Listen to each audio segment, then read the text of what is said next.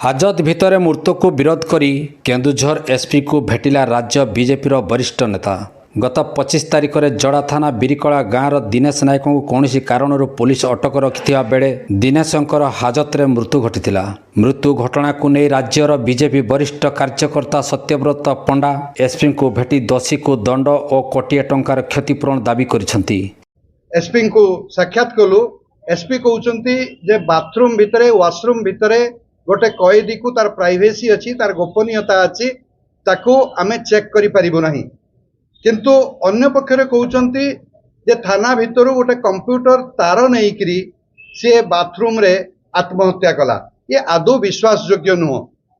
जदि भी विश्वास योग्य ताहाले जो पुलिस अधिकारी माने सेदिन दायित्व रे थिले ड्यूटी रे थिले से माने गोटे रूम रू जतबेले नउचंती तार सेतबेले ताको निरीक्षण केमिति करि पारले नै।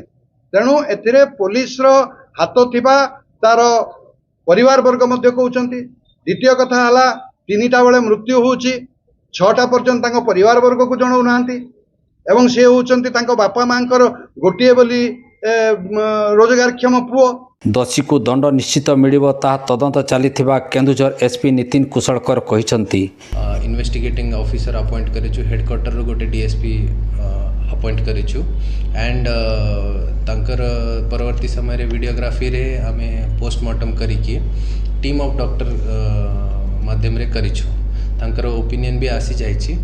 एनएचआरसी को आमे रिपोर्ट पठे देछु ए दिगरे एंड हमर जो हेडक्वार्टर डीएसपी अछंती से तार तदंत करूछंती।